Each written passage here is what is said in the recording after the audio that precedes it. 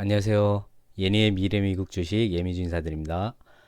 저는 그 지난주에 아기가 요번 주에는 제가 좀 감기가 있어서 지금 조금 나아지는 것 같아가지고 지난주부터 준비하고서 아직까지 못 만들었던 업스타트 최근 하락을 많이 했는데 그거에 대해서 제가 좀 조사한 거를 공유하려고 합니다.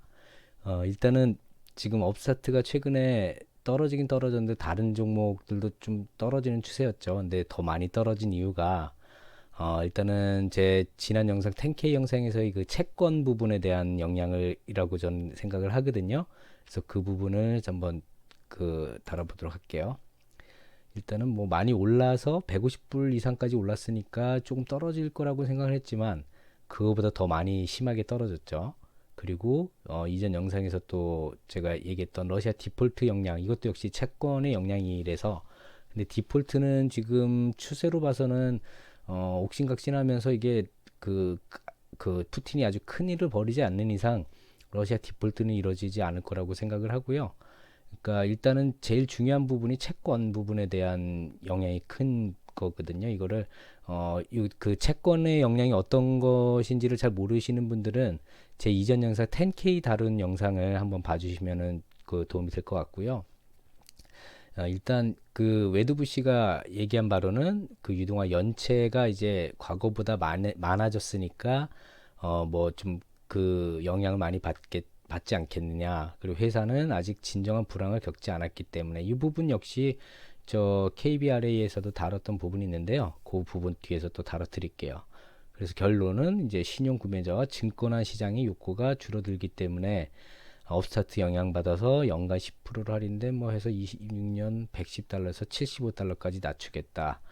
이거는 뭐 신용대출 한 가지만 그 업스타트가 하고 있었던 상황에서 그 채권에 문제가 생긴다면 가능한 수치로는 보여요. 근데 업스타트는 다들 알다시피 그 신용대출 한 가지가 아니라 이제는 더 많은 거를 추구하잖아요. 그래서 일단 하나하나 뜯어볼게요. 일단 연체에 대해서 업스타트가 할 수 있는 것은 두 가지가 방법이 있거든요. 요거는 뭐, KBRA에서도 이 부분이 약간은 내용이 나오긴 했더라고요. 어쨌든, 일단 연체가 발생된 단기적으로 뭐, 하루 이틀 뭐, 10일, 20일 정도 때는 업스타트 자체에서 그거를 이제 전화라든지 그런 걸 통해 가지고 최대한 받아내면서 하는 거고 30일이 넘어가면 하위 기간으로 해가지고 위탁해서 회수금을 일부씩 가져올 수 있는데 그거를 또 넘어서서 120일이 넘어가면 그 부실 완전 그 저 부실화된 채권으로 NPL로 만들어서 그거를 또 더 하위 기간에 아주 금액을 깎아서라든지 이것도 그 10K에 조금 이해를 한 영상을 보셔야지 좀 쉬우실 거예요. 이걸 다 설명드리긴 어려워서 어쨌든 하위 기간으로 뭐 그 원금만 깎아서든지 그러니까 이자만 깎아서라든지 원금을 일부 깎아서라든지 그렇게 팔 수가 있거든요. 그렇게 해서 상계 처리를 할 수 있는 두 가지 부분으로 나눠지게 되고요. 일단 KBRA에서 일단 그 내용들을 보면 제가 지난 영상에서 만들 때 평균 이자율을 그냥 저는 이걸 안 보고서 그때 만들었을 때인데 그게 20% 정도 되지 않을까 해서 그렇게 비교 영상을 만들었는데 그 실제 이자율도 그런 것 같더라고요. 지금 KBRA에 따르면 그래서 여기 KBRA에서도 그 회사의 전체 모델이 이제 그 경기 주기를 전체 통과되지는 않았기 때문에 뭐 지금 그거를 계속 주시 중이다. 뭐 이런 내용이 있고요. 일단은 또 알아야 될 게 그 하이힐드 채권에 가깝거든요. 지금 그 업스타트의 그 대출 유동화시키는 부분들이 그러니까 BBB 등급 이하의 투기 등급의 회사채를 하이힐드 채권이라고 하는데 여기서 조금 나눠져요. 여기까지가 이제 하이힐드가 아닌 부분들도 있고 여기를 포함시켜서 하는 데도 있고 그러니까 BB 플러스 이게 그 표시가 그 평가 기관마다 약간씩 틀려서 뭐 BA1 뭐 BB 뭐 이렇게 따지는데 어쨌든 여기 전후로 해가지고는 하이힐드 채권이에요. 그 BB 등급, B 등급, C 등급, D 등급 요런 것들이 하이힐드 채권인데 일단 여기서 보면 KBRA에서 이번 업스타트 저 대출을 BBB 마이너스로 지금 평가를 한 거거든요. 요 한 장이 지금 KBRA 그 저 내용 중에서 제일 중요한 부분이라서 여기는 조금 자세히 설명을 드릴게요. 그러니까 과실 비율이라고 해서 지금 현재 요번 달 지금 이걸 그 3월 15일 날 발표를 했잖아요. 그때 발표한 당시에 현재 연체율이거든요. 현재 연체율. 그러니까 지금 요거 45개월 지난 거의 현재 연체율. 요거는 현재의 CNL이란 거는 지금 여지껏 쌓여 있는 연체의 총 그 누적 그 저 손실이라고 보시면 되거든요. 이게. 근데 지금 현재는 3.63%가 연체됐지만 이게 쌓인 거는 45개월 동안 12.16%다. 그리고 여기서 보면은 또 이제 요게 제일 중요한 거예요. 여기까지 가게 되면은 지금 이 등급 평가 자체가 요 등급 평가 자체가 잘못된 것으로 번복이 되거나 아예 무시가 될 수 있는 그 위험한 그 수치거든요. 그래서 지금 KBRA에서 요거 업스타트 2018-1에 대한 거는 22.1이 이제 마지막 그 손실 그 부분이라고 생각을 한 거고, 결과로는 좀 45개월이면 거의 뭐 평균 60개월 그 미만 대출이니까 거의 다 왔다고 볼 수가 있겠죠. 그래서 현재 이제 기본 케이스 손실은 13% 정도로 하는데 지금까지 12.16% 거의 이제 뭐 끝나가는 그런 그 손실률이라고 보면 되고요. 이제 쭉 보다 보면은 그러니까 이게 기간이 짧아지니까 45개월, 요거 12개월, 9개월, 6개월 짧은 기간 동안이니까 누적 손실률도 당연히 적을 수밖에 없겠죠. 기간이 지나면서 그 누적 손실들이 그 올라가게 되는 거니까요. 근데 지금 눈여겨봐야 될 거는 그 단기적인 연체를 이제 그 KBR에서 그 평가한 것보다 더 높아지기 시작한 게 요거부터예요. 2021, 3, 4, 5랑 그 요건 방식이 틀린 거 UPSPT 2021 ST3부터 요게 이제 그 예상 손실률이고 요게 현재의 손실률, 여긴 누적 손실률. 보면은 2.2가 현재 요거 6개월이죠. 6개월 동안 있을 거라고 생각을 했는데 여기 넘어섰죠. 4.12. 근데 요거 한계점 요거를 넘어서면 이제 정말 위험한 거라고 볼 수가 있어요. 근데 그거를 6%라고 했는데 4%니까 넘진 않았어요. 이거 단기 예상을 넘어섰지만 요거만 봐도요. 2021-3이 그 6개월 지난 거거든요. 6개월 동안 예상은 2.2%였는데 요번 달 보니까 4.12%가 나왔고 그게 현재 기간에 이제 그 한계점인 6%까지 다다르진 않았다. 근데 요거는 UPST 2021-4는 예상은 0.57, 그러니까 4개월 더 짧은 기간이죠. 4개월밖에 안 됐는데 0.57 정도로 예상했는데 3.55. 그게 지금 현재 한계점을 넘어섰죠. 한계가 그렇죠. 예. 근데 여기서 또 중요한 거는 단기적으로 크게 올랐다가 내려가는 경우도 있잖아요. 이게 연체가 계속 되는 게 아니라 1, 2주 연체하다 돈 내면 끝인 거예요. 이 사람이 처음부터 끝까지 연체를 하게 되면 이제 그거는 아까 말씀드렸던 NPL로 넘어가게 되는 건데 어쨌든 그 총 연체 기간에 따라서 그 누적 연체가 여기까지 간 거는 아직 하나도 당연히 없어요. 앞으로 이제 나올 수도 있고 안 나올 수도 있겠지만 그 부분이 제일 중요한 거거든요. 요 케이스를 얘네들이 만든 거를 넘어서는 것들. 요거는 이제 단기적으로 위험 요소를 이제 넘어선 게 하나 나왔지만 또 그 뒤에도 UPSPT 2021-ST7 요게 6개월 지난 거거든요. 6개월 지난 게 6.27로 얘네가 예상한 건 0.85 정도였는데 넘어서고 한계인 3%도 마저 넘어섰죠. 예, 나머지 또 비슷하게 가는 것들도 있어요. 근데 중요한 건 이 역시도 이제 끝까지 가봐야 되는 거니까 아직 4개월, 6개월 그 만에 이렇게 두 군데서 그 데이터가 나온 거잖아요. 요 정도는 아직 기간이 많이 남은 거기 때문에 문제로 삼자면 삼을 수 있지만 이걸로 인해서 뭐 완전히 대출이 그 부실이 되기 때문에 다 대출을 더 이상 하면 안 된다거나 아니면 KBRA 자체의 평가 등급 자체가 그 신용받을 수 없는 상태라거나 그런 건 아니거든요. 요 부분이 이제 요 부분까지 가는 경우가 넘어서는 경우가 생긴다면 이제 그렇게 되는 거예요. 예, 단기적으로 보면 이제 그래프를 보셔도 아까 제일 나왔던 게 2021-4를 볼까요? 2021-4. 요 검은색이네요. 저 2021-4 요거거든요. 요게 단기적으로 아주 가파르게 올라가고 있죠. 근데 보라색 201-3만 해도 지금 더 높은 수준인 거고, 여기서도 보면은 요게 노란색 요게 요거네요.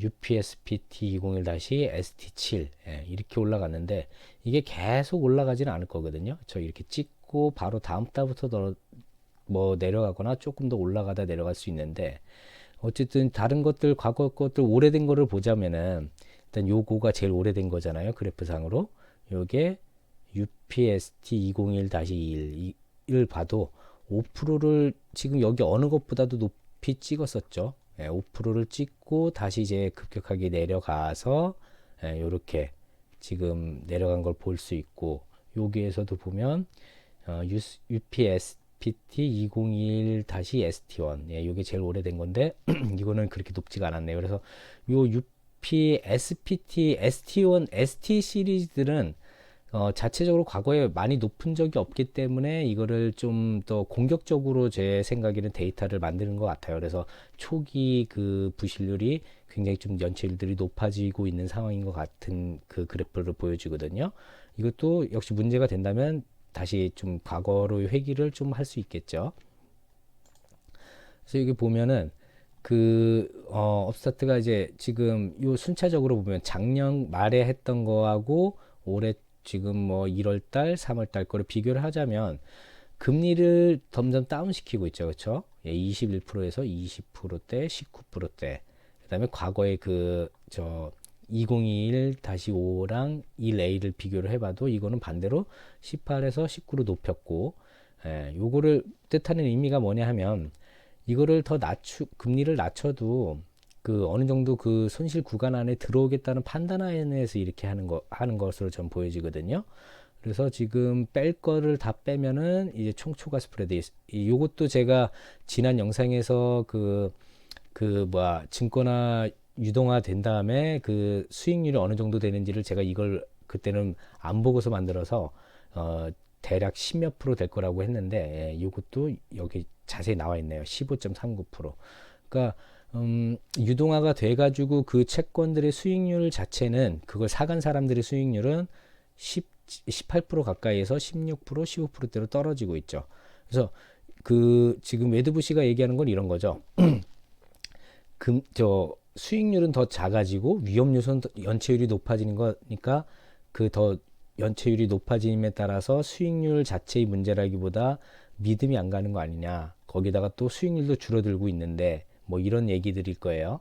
근데 지금 뭐 업스타트나 KBRA 자체에서도 지금 이 등급을 BB 마이너스, 지금 아까 하이힐드 채권이 이런 아주 낮은 등급도 아니고 이 정도면 좀 높은 하이힐드 채권에 속할지 안 속할지도 모르는데, 속한다 치더라도 상위권이 채권이죠. 그렇게 평가를 한 데는 다 이유가 있죠. 그렇게 데이터들이 아직까지는 위험하지 않다. 그 한계를 시험하느라고 좀 최근 제대로 많이 높아지고는 있지만 아직까지는 그 부분이 아니기 때문에 업스타트든 KBR이든 이렇게 진행을 하고 있는 것으로 보여지고 있는 거고요. 그리고 역사적으로 이제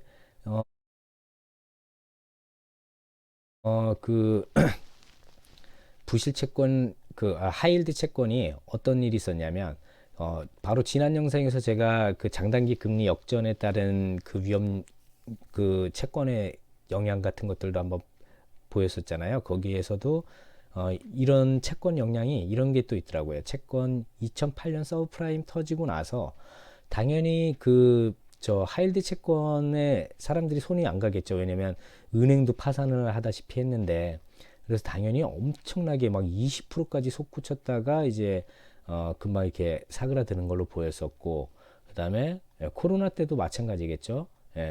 경제 위기 상황이 올 때마다 이제 그런 그 하이힐드 채권의 금리가 그 수익률 금리가 올라간다는 거는 파는 사람들이 많고 사는 사람이 없다는 거죠. 요거 이해 안 되시는 분들은 바로 지난 그 장단기 그 역전 그거를 영상을 좀 봐주세요. 그래서 요거 요 두 부분이 있었는데 지금은 그렇게 높지는 않아요. 근데 제가 생각하는 그 웨드부시의 그런 채권 유동화에 대한 영향이 오려면 저는 그 10년물 국채 금리가 5% 수익률이 5% 정도 오면은 그런 일이 발생될 수 있다라고 저도 생각은 하거든요. 근데 거기까지 올지 안 올지는 아직 모르는 얘기고, 요거는 이제 조금 더 가까운 거, 무디스에서 이제 BAA 회사채 그 저 아까 말씀드렸던 하이힐드 채권의 그 상위 요거 좀 위에 버전이죠. 그러니까 하이힐드보다 살짝 높던지 그 즈음에 이제 걸쳐져 있는 거에서 그 채권 국채 금리를 뺀 거예요. 그 이제 그 금리가 여기 보통 5% 이상 7% 이렇게 올라간 두 번 있었죠. 그렇죠? 예, 요런 부분들하고 따져봤을 때 지금 업스타트 저 대출이 유동화될 때 등급이 하이힐드 채권 중에서 높은 등급이기 때문에 아직은 그런 단계가 아니라고 보여지고요. 일단 그거를 이제 제 기준보다 기사를 통해서 이제 좀 설명을 드리면, 여기 2월 18일 기사에 보면은 이제 금리 인상기에는 하이힐드 채권 투자를 사람들이 많이 하는 이유가 만기도 짧고 이자율이 높아지니까. 금리 인상기에는 그 저 국채나 이런 것들 자체도 금리가 좀 올라가잖아요. 근데 채권 자체를 사람들이 던지면 팔려고 하면 그 수익률은 올라가거든요. 그래서 그 수익률을 올라간 대비 그 위험률은 작다고 생각을 해서 사람들이 많이 이렇게 사는 거예요. 그러니까 요 내용이 이제 자세히 나는데, 이제 그 부도라는 건 연체율하고 틀리죠. 완전히 부도하는 거는 0.2%, 연체는 잠깐 이렇게 그 연체를 하는 것일 뿐이고요. 거기서 길어지면 이제 부도율 NPL이 되는 거죠.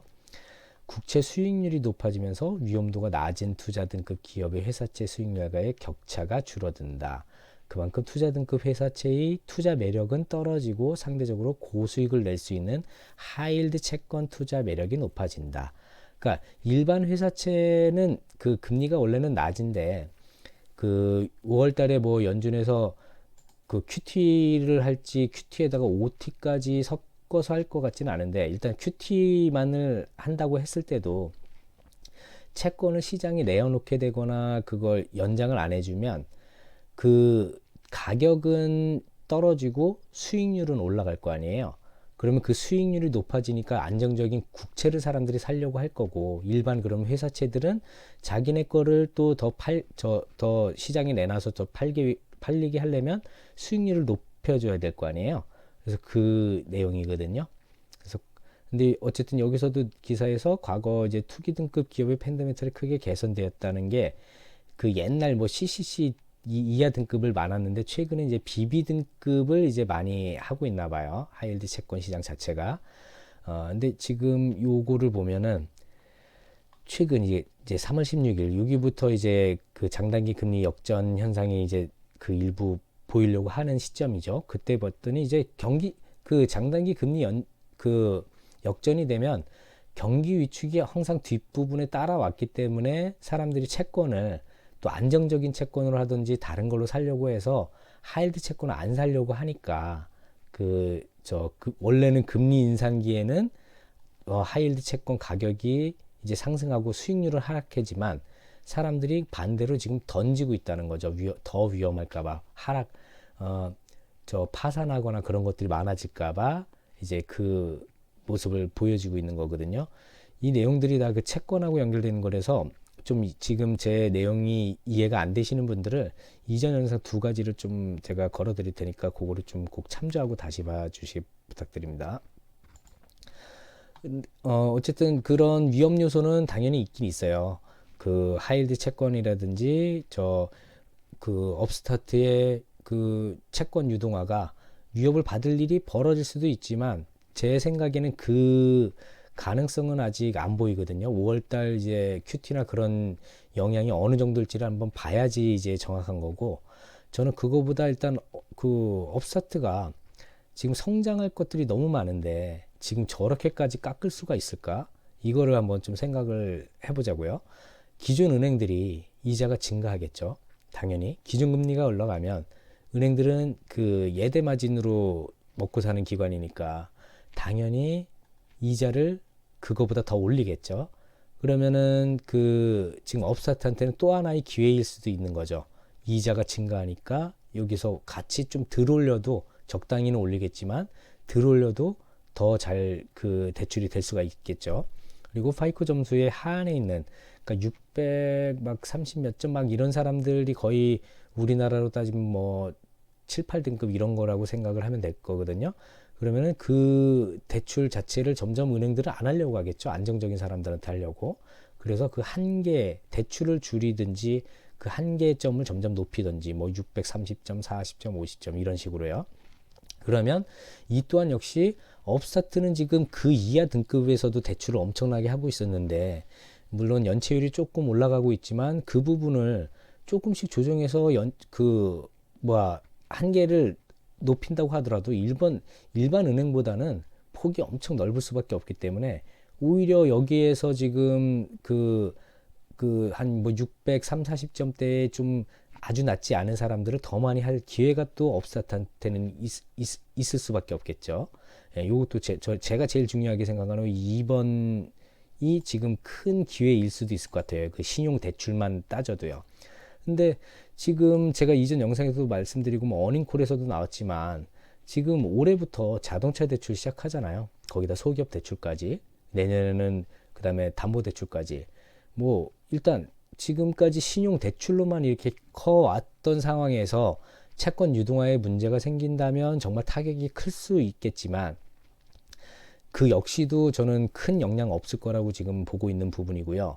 그다음에 그 반대로 또 이런 대출들을 시작을 하면은 당연히 더더욱 매출은 커질 수밖에 없는 건데 그리고 이런 자동차 대출이라든지 소기업 대출 그리고 차후 있을 그 모기지 대출 같은 경우는 당연히 등급이 더 높을 수밖에 없겠죠. 채권의 등급이요.